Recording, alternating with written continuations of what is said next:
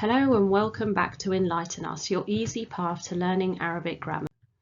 You are joining us for lesson 7. We are looking at relative pronouns, al-asma' al-mawsula.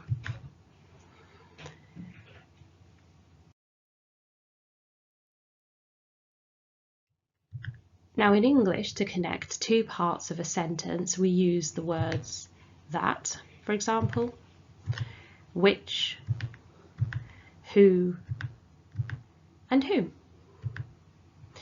We do something very similar in Arabic. We use what are called asma' al-mawsula, and there are two types, Hasta and Amma. Let's have a look at the Hasta first.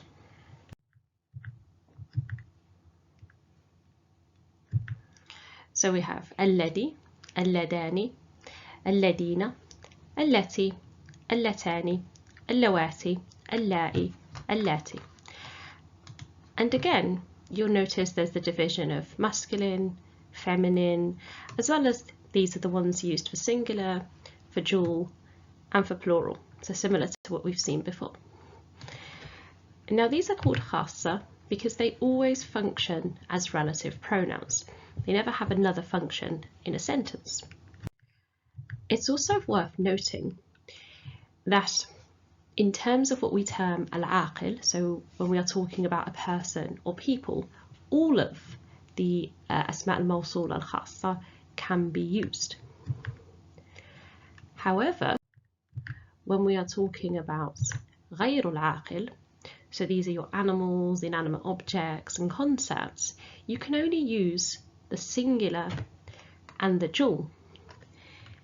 If you do happen to have a plural, for instance 3 or more concepts, and that's what you're referring to, or 3 or more animals, we use the allati, we use the feminine singular. This will make more sense when we come to having a look at examples. But before we do that, let's have a look at the second set of relative pronouns of asma' al-mawsula. Now these are what we call amma.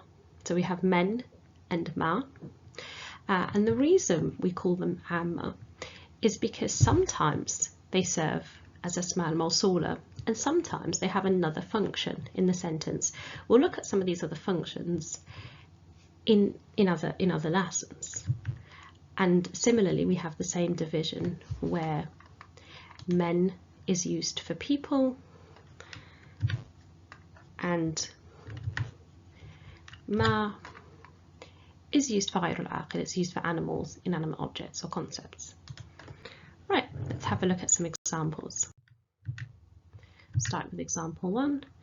We have هذا الرجل الذي كتب هذا الكتاب. And you've got the two parts of the sentence there.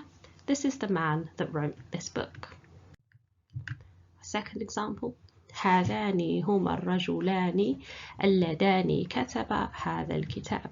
And again, you've got the two parts of the sentence there. These two men are the ones that wrote this book. هؤلاء المنافسون هم الذين فازوا في المنافسة. And again, you've got the two parts of the sentence. These competitors are the ones that won in the competition. عادت الطالبة التي سافرت. The female student who was travelling has returned. هاتان الطبيبتان هما اللتان تعملان في المستشفى الجديد. Again, you've got your two parts of the sentence. These two female doctors are the ones that work in the hospital. أولئك الطبيبة هن اللواتي يعملن في المستشفى الجديد. Again, you've got your two parts of the sentence. Those female doctors are the ones that work in the hospital. And what you'll notice with this example is that you can substitute with اللائي and retain the same meaning.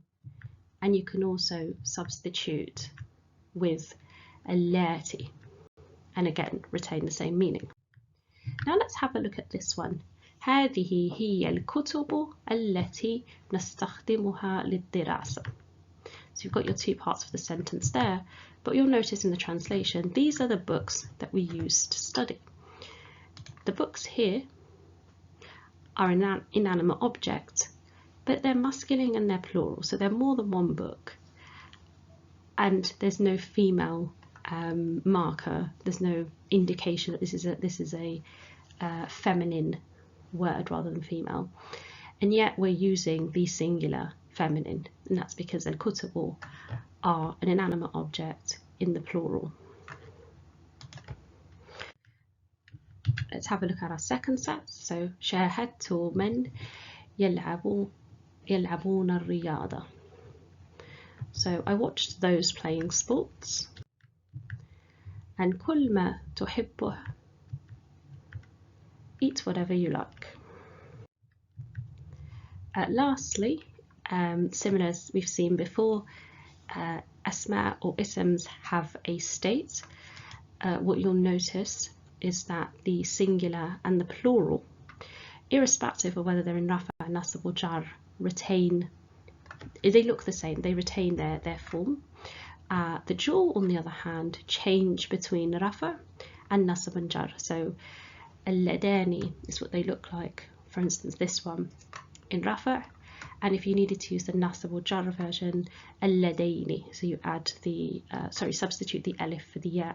Similarly here, al-latani, again al-lataini, the alif is substituted for the ya. We have come to the end of the lesson, so a reminder, memorize the relative pronouns.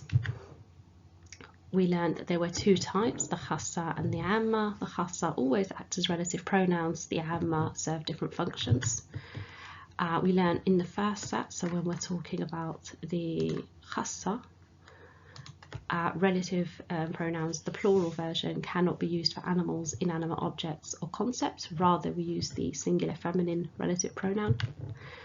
And we learned that the dual relative pronoun, again when we're talking about the Hasta, so we're talking about this set of relative pronouns, generally they don't change, but the dual looks different in Rafa by comparison to Nasab or Jar. Thank you for joining us in this lesson. Check out the description box for additional resources. Don't forget to like, comment, subscribe and hit that notification bell, and do join us in the next one, inshallah. Goodbye.